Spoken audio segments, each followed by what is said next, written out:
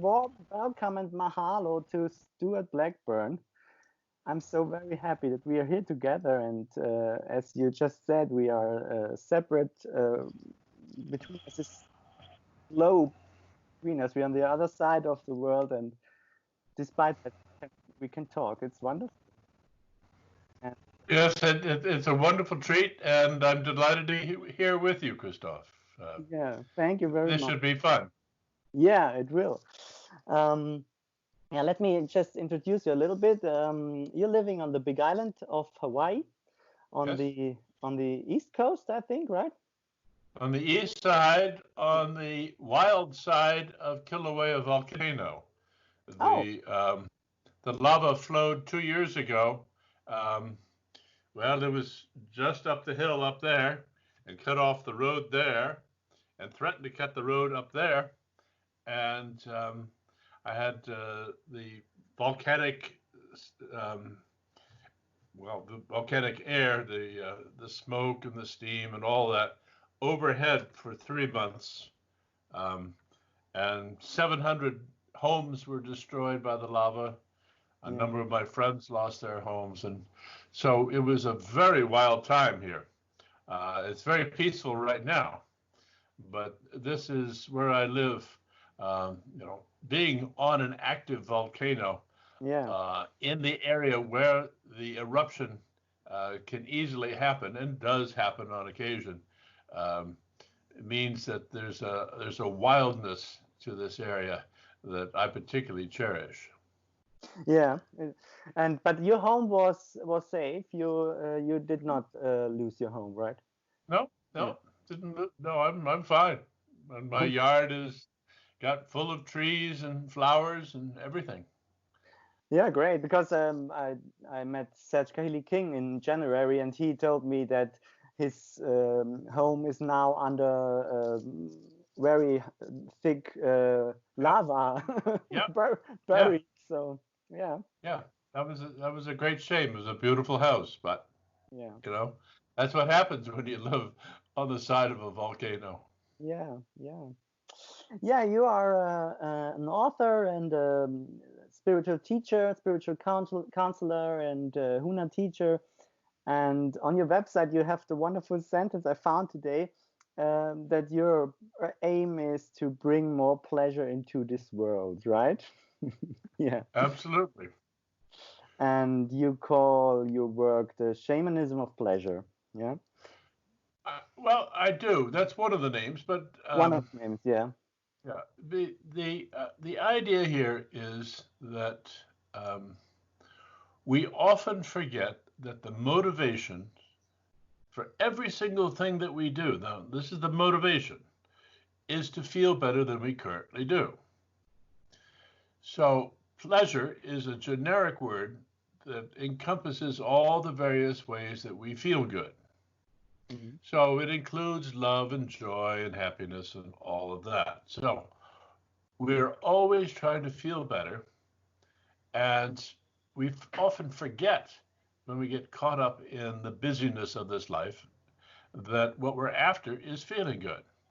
So many people will work very hard, although not right now in the midst of this coronavirus lockdown, but people will work very hard so that they can have enough money to have a good time, but they don't have the energy to have a good time. They're just out making the money and building that up. So um, the idea is to help people become much more acutely aware of what it takes to feel good, what feeling good is about, being mindful of feeling good, choosing to feel good, choosing to savor. I mean, the greatest way to have more pleasure in your life is to savor the things that you enjoy. But it's also important to remember that pleasure is your response to an experience. It is not a thing in itself, it is your response. So all pleasures come to an end. So it's very important to remember that everything that you enjoy is going to come to an end. I mean, even the dear people that you love, that relationship will come to an end at some point, at least in physical terms. So there are lots of ways that I think that people need to understand how pleasure works so that they can get good at having more pleasure in their lives. And another aspect of this is that feeling good or pleasure is how you know you're in alignment with your high self. The high self, well, your whole body, your whole existence is built around pleasure. I mean, you are exquisitely designed for pleasure. And so if you keep in mind that the pleasure is your key to understanding if you are in alignment with your high self or you're out of alignment. It feels good when you're in alignment. It feels terrible when you're out of alignment. So if you're feeling terrible, then you realize that you're not in alignment with your higher self. It's a very simple system and very effective. Yeah. So I like to say that if it's not for fun or love, why bother? Yeah. Yeah, right. Great. And then you just said we are designed for pleasure, right? And Yes. I'm I'm quite convinced that all people out there, deep in their hearts and in the core of their true being, know that, you know, Mm-hmm. and that they have the feeling that when they are at home, as you write in your book, that Mm-hmm. then they are where they are meant to be, right? Yeah. And Yeah. that life wasn't meant as a something like a grim affair and suffering, yeah.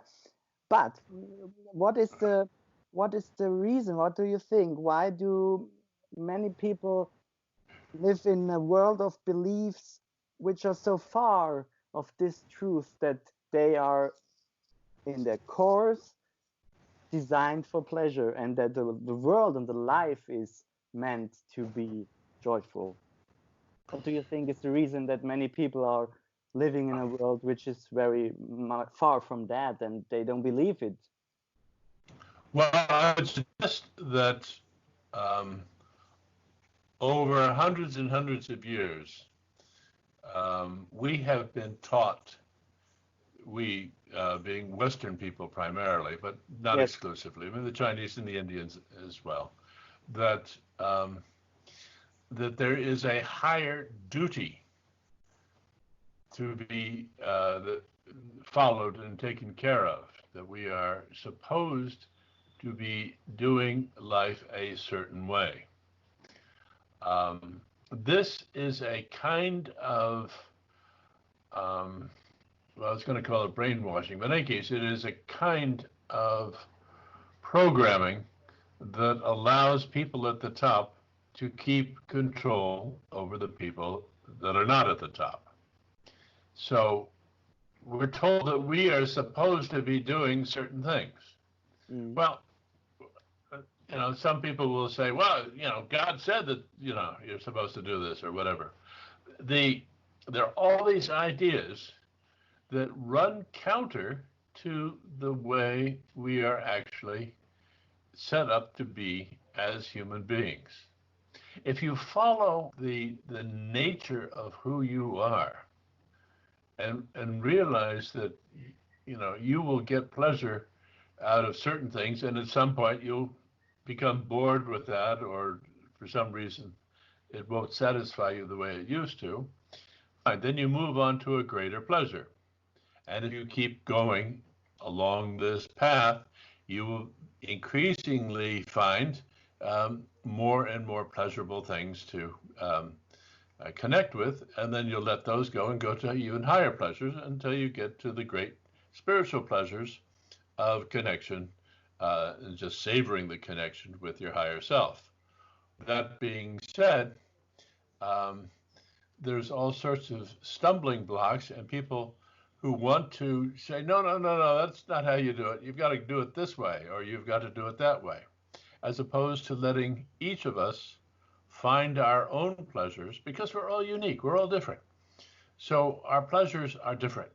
The things that bring us joy and excitement and love and fun, they're all different for each of us. So we have to find our own. And there is no one doctrine or philosophy that fits all. So this is a matter of understanding that we have a tremendous amount of power. Yeah. Power being the ability to choose. So we have our power primarily in what we think, not even how we think, but what we think. So we have the ability to choose what we think, and what we think is what primarily influences how we feel. So if we pay attention to how we think and consequently how that makes us feel, we can become very powerful in making the choices that will make us happy. But it is a matter of paying attention to the thoughts that go into each moment, really. Mm.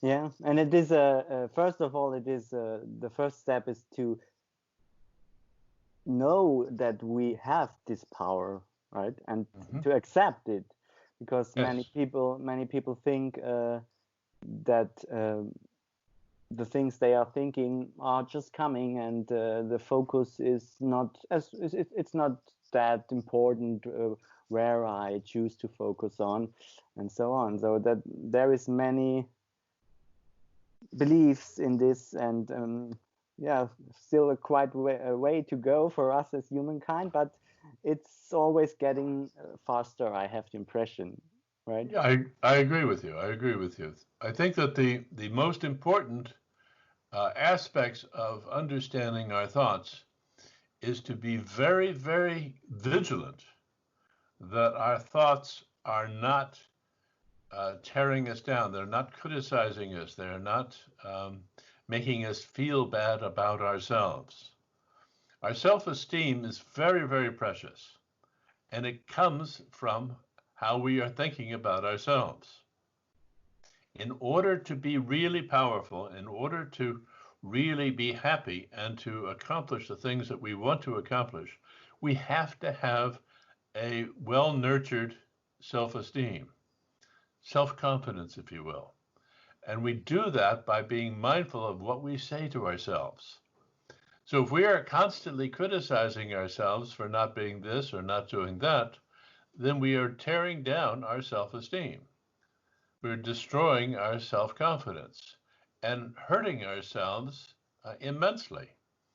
So it is an understanding of how we are treating ourselves that I think is an essential step in taking up our power. Yeah, yeah, right. And in your book, you write things work out better for me when I keep my vibration as high as possible, right? So That that's is, what I'm, yes. Yeah. yeah, that's what you're saying, right? Yes, exactly. Exactly. But many people, I don't know which kind of people will watch this video sometime, but I can imagine that many say, how do I do that? How can I keep up my vibration? One example, I don't know if you have you make this experience that you are waking up in the morning and you're feeling a little grumpy. You don't know why, but you're not feeling comfortable, and maybe you had a bad dream, or just have many different conflicting feelings about the day which is upcoming or something. So from this moment on, you wake up, it should it is useful to have a high vibration and to be in a high emotional state of joy and of pleasure and of high vibration. So how do you do that? Terribly good. Very, very good question. Yeah. Um, when you wake up grumpy, Yeah.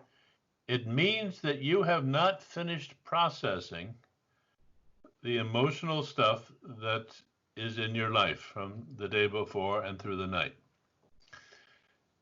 This time at night and the time of sleep and the dreams and the time when you wake up and then go back to sleep, all of these are designed to help you process the emotions, the feelings that you have encountered in your day. If you have a lot of feelings that you have not allowed to flow through you completely, they will back up and make you unhappy. So you need to spend time allowing yourself to just sit with all of your feelings. In our culture, we don't put a whole lot of emphasis on feelings and processing our feelings. And the feelings that you have are your experience of energy. And so you're blocking your own life energy by not feeling fully the feelings that you have. And that'll make you grumpy. So that's what meditation is for. Yeah. Is to give you a chance to experience all of the energies that are going on in you, to let them go, and to then be refreshed, ready to go have new experiences. So it's important to take the time, and it takes a lot of time, to process all those feelings and to allow all of that energy to flow in and out in a healthy way. But you know that you've done that work when you feel good. You know you haven't done all of that work when you don't feel good. Yeah. So in the morning, if you're waking up grumpy, then it's time to go sit by yourself for a little while until you feel better. And there's no magical thing to do. It's mostly to just sit there and allow all of that energy to find its way through you and out. Did I answer your question? Yeah, you did. And it's funny because I often read about things like that, and I didn't expect that you give this answer. It's great, wonderful, yeah. Okay, good. So just meditate in the morning. Be here and let the feelings come and feel them, right? Yeah. Right. Yeah. I mean, you can meditate anytime. I meditate in the middle of the night. Okay. I sleep for 3 or 4 hours. I get up, meditate for a couple hours, and then go back to bed. That's Okay. how I do it, and I like having a first sleep and a second sleep. But whatever it is that works for you is the way to do it. But you need that time to process. Yeah, great. So let's talk a little bit about Aloha, right? Good. Okay, great. Because what I, in the first place, liked so much about Huna, as I heard about it first, was that it has in it a knowledge which I had in me since I can think, and that is that joy and love are connected. Sure. Yeah, and Serge King, he made up 7 principles of Huna, yeah, and the 5th principle is Aloha, and he translates it with to love is to be happy with, right? So can you tell us a little bit about the connection of love and joy? And I have a sentence in my mind saying joy is the key to love and love is the key to the universe. Can you say something to this? Is this, in your opinion, is this right, or where is the connection? Okay. So love is to be happy with someone or something. Yeah.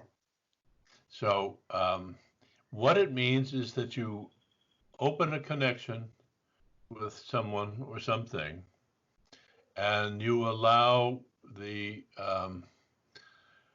energy to be exchanged in a nice, simple way. That is to say, without interference and all of that. So to be happy with someone or something is to allow them to be who they are and do what they do. So any kind of criticism breaks aloha. If you're not happy with someone or something, then there's no aloha, there's no love there. So it becomes very important to be in aloha with ourselves, to not criticize ourselves, but also to be not criticizing other people. So you'll notice sometime, if you sort of keep an eye on it, that when you criticize yourself, you feel bad. Mm-hmm. When you compliment yourself or appreciate yourself, you feel good. And it's true in the same way, when you criticize someone else, you feel bad. And when you appreciate or compliment someone else, you feel good. Right. So your body doesn't discriminate. It takes it all, that any criticism or appreciation is directed towards yourself. So the idea that love is I can't remember what you said, but it was something that the key to the universe. Love is essentially a state of being. If you love somebody, that's a convenient way of saying that when you think about them, you feel really, really good in a state that we would call love. Mm-hmm. But it doesn't mean that you are doing anything to them or for them, or they're doing anything to you. It's just when you think about them, you really like that. Mm-hmm. So in order to be happy or to be joyful, you want to stay in this open connection with as much of the universe as you can. Yeah. You're not going to get along with everybody, and not everybody's going to get along with you, and that's fine.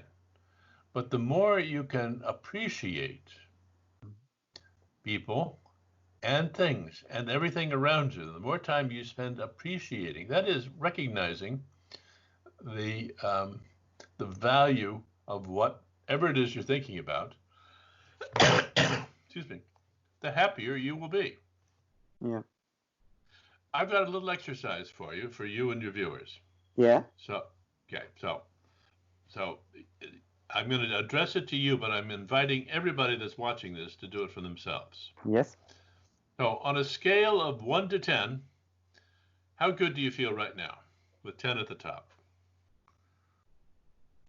I'm a little tired, so maybe 6. All right, great. Now, for the next 60 seconds, Mm-hmm.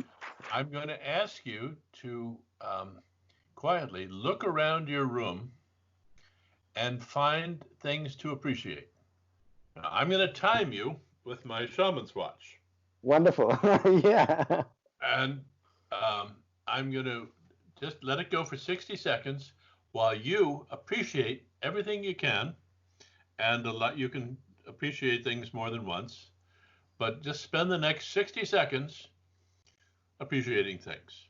Okay. And I'll tell you when to start. I want to wait until the second hand comes up to the top. Yes. Okay. Mm-hmm.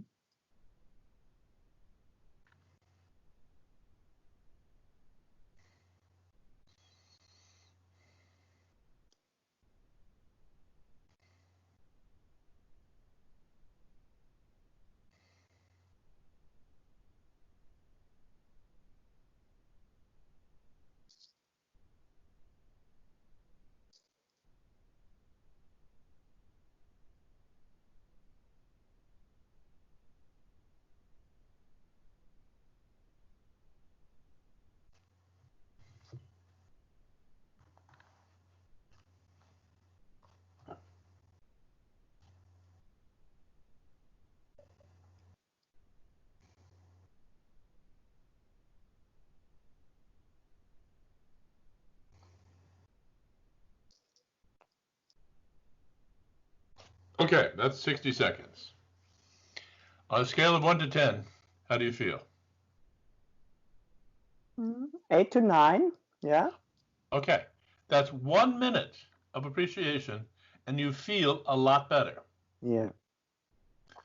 I mean, that's how powerful this stuff is. In terms of manifestation, if you want to manifest something, Yeah. appreciate what it is that you want. Feel good about it.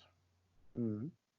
So the whole trick to all of this stuff is to manage your energy by managing your thoughts. And thoughts of appreciation will bring your vibration high, and criticism will bring it down. So whether you call it love or joy or anything else, it is the capacity to feel good that makes you effective in this world. Wonderful. Yeah. Thank you. Thank you very much. Yeah, just let me have a look at my sheet, which yeah, I'm always wondering.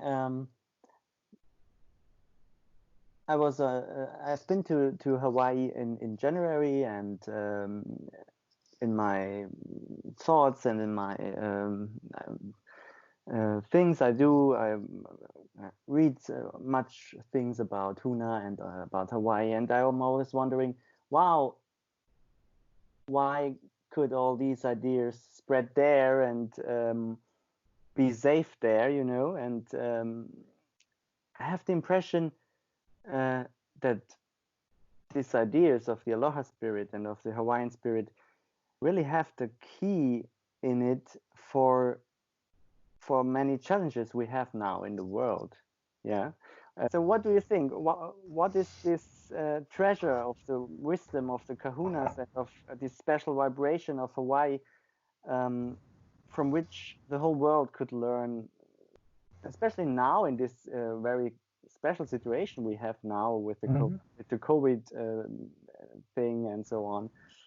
What do you think? What can we learn from the kahunas and from Hawaii now for the Well, I would like to contrast Hawaii with Easter Island. I don't. Okay, yeah, Easter Island. There are three corners to Polynesia: yeah, New Zealand, Hawaii, and Easter Island. yeah, And each one of these places had to deal with isolation. mm-hmm. And in um, in Hawaii, there were seven basic islands inhabited, and then in terms of this island, the Big Island, there are lots of different sections. But each little section, almost pie-shaped section, had to live independently, and they had to live sustainably. So, in order to do that, they had to have a code whereby people got along and systems to deal with people that were not getting along. Mm-hmm. On Easter Island, they didn't get along and they just tore themselves up and were fighting each other and basically destroyed their whole culture um, and decimated the population there. So it did not work. That was not a sustainable thing. But Hawaii was sustainable because of this system of aloha. That is to say, you needed to be feeling good about the people around you in order for the whole culture to work. It's related to something called ho'oponopono, which was the system that they used to bring things back into harmony when things got out of harmony. But it was very important to have a way to come back into aloha, to forgive when necessary, to appreciate, to be supportive of others, to hold everybody in their heart, and to want to help them, because by helping them, you helped yourself. So the whole society worked because they found this system of aloha to bind the culture together. Mm-hmm. So it was very much a self-preservation kind of system that obviously we can now use around the world. But it is this idea that we stay true to our hearts, but feel that kind of love and happiness towards others as much as we possibly can. And towards ourselves, I think that's important too, because many people are, as you already said, not very kind talking to themselves, right? That's it, isn't it? Yeah, yeah, You know, they don't know the kindness and the compassion because they don't do it for themselves. They're very harsh. In fact, they're awful. Most people are really nasty to themselves. yeah, It's really shocking when you look at how awful they treat themselves. And if they're treating themselves that way, they'll treat other people that way. So yeah, uh, yeah, that needs to change. yeah, yeah. So, and And now, and that's where yeah, that's where pleasure comes in. yeah, So until you can remember to look to see what feels good and what does not feel good, you have no compass. You have no way of regulating whether something is good for you or not. You have to do it on the basis of does this feel good or does this not feel good? The yeah. only thing that makes any sense. That's so simple actually, and so valuable. Just Hmm? ask yourself, almost in every decision you make, does this feel good now or does it not? Yeah, Yeah, right, absolutely. yeah, yeah, wonderful. So one more thing came up to me. There is an ancient Hawaiian story called the Bowl of Light. Do you know it? Yes. Can you tell us about it? I find Well, it very nice. and unfortunately, it's been corrupted Okay, to some by commercial. Anheuser-Busch, I believe, um, changed it into a bowl of Bud Light. Um, okay. no, that's a joke, and I'm not serious about that at all. I don't know about that. Okay. No, a bowl of light is it's a wonderful concept that you have. You're born with a bowl of light, um, and you can live with that as much as you like and enjoy that. But every time you have a criticism, basically, or a hatred, or a hard feeling, or resentment, it's like putting a stone into this bowl, and there's not as much room for the light.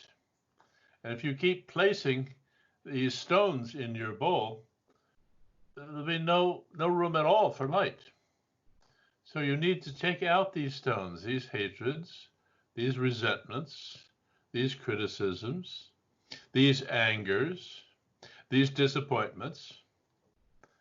Let them go and hold on to your bowl of light, the love that is in your heart. And the more you treat that bowl of light or treat that love in your heart um, with, as sacred, then the happier you can be and the more successful you and your neighbors will be. Yeah, wonderful. So just, I think it's called huli your bowl, right? So turn it over and do all the things out, and what stays is the light, which is Well, your yeah, true essence, and right. which is always Yeah, there. Yeah. yeah, right. And you, So, speaking of your true essence, yeah, then it's important to start looking at identifying with your true essence. That is your inner self. That's your true essence. So I invite people to explore their inner self and discover for themselves what that is, how it works, and how powerful it is. Because it is that inner self that works in a different way than the outer world. There is a different sense of who you are when you identify as your inner self. And you are considerably more powerful when you are aware of your inner self and operating from that place. yeah. And do you have a practical exercise to experience this feeling of being at home in the inner self? Well, if you meditate and you just allow yourself uh, to be quiet and not think but feel.